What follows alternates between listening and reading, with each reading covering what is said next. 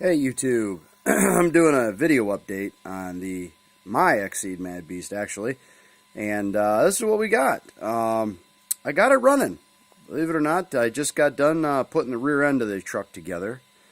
Yeah, so here it sits. I do have my transmitter in. As you can see, it's lit up. I'm using a Axial AX3 transmitter. I had an extra one of these, believe it or not, and just to let you guys know, as a kind of like just in case you need to know, the FlySky receivers for like the FS GT3B and the GT3C will bind with this radio because this radio is a FlySky. So where do we stand with it? Well, the servo saver is pretty weak.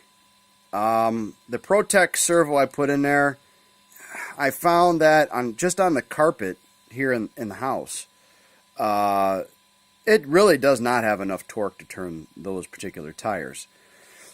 So with that being said, I did pick up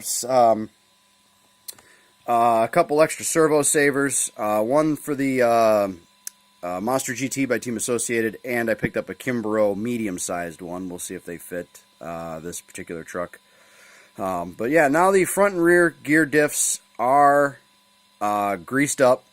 There was a little bit of grease in the rear diff, not a lot. So I wiped all that out and put in the Lucas Oil marine grease. I showed you in one of my my other videos, if I'm not mistaken. If not, I can show that to you guys actually really quickly here. See, there you go, the marine grease, blah, blah, blah. So yeah, now I did go through and program the ESC to this thing, okay? And here's the truck, it's plugged in. You probably hear the little fan in there running on the ESC. I changed the connectors over to Dean's finally. I did put the metal spur gear on. From the last video I talked about whether or not it would fit. It does fit. That number is an exact fit for that. So yeah.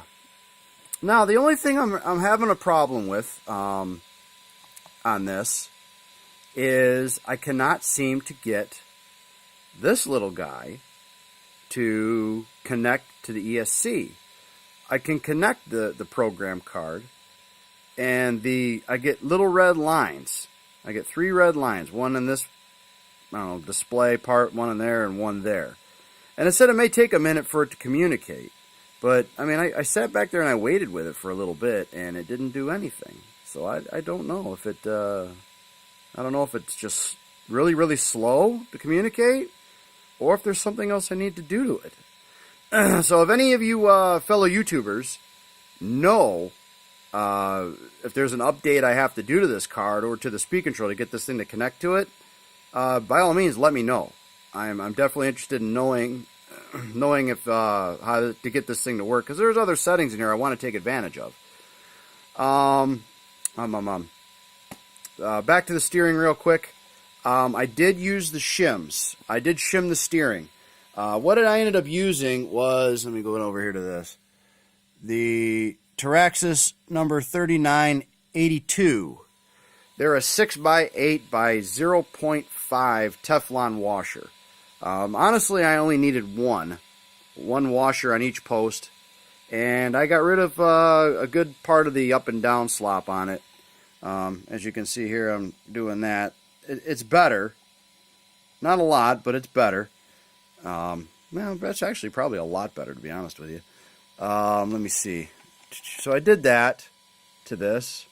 You know, like I said, the diffs. I'm gonna throttle up the truck here with the trim, and you're gonna see one thing I did hear about in the other YouTube videos and different things about this truck is that the tires are way out of balance, and I got to tell you, they are. I mean, you'll see this here when I turn this on. Watch this.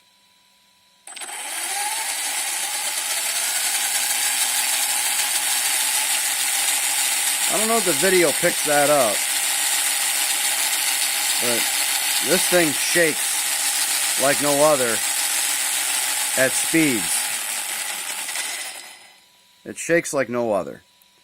So I did end up ordering, and I know I said I wasn't going to spend a ton of money on this truck.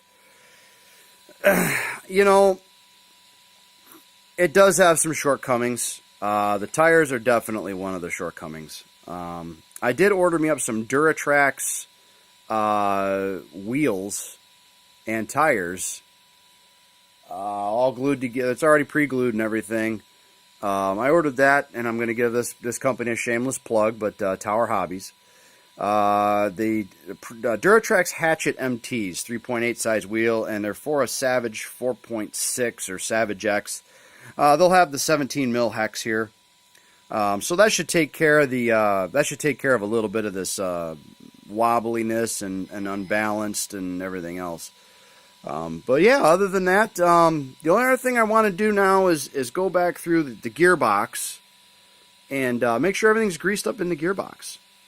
Make sure all the gears are greased, and that'll be it. I did find the rear diff had fluid in it too when I had it apart. I did check on that. That had rear diff fluid just like the front. So, long story short of that's all good. Other than that, yeah. So there you go. There's my update. It's alive. It does work, and we're going to at some point in time here. We've got new parts coming in. We got I did order up the pinion gear, 14 tooth, Robinson Racing, another shameless plug, hardened pinion. I ordered the Kimbrough Servo Saver, the one for the Associated, Monster GT, and then I ordered the Duratrax tires on it. Is the pinion really needed? Well, I want something if the tooth is a little wider. If the tooth is a little wider than this one here, obviously my lighting is horrible. But yeah, so there you go. There's my update. Thank you very much for viewing. So this is just my little update of it. All right, peace out, YouTube.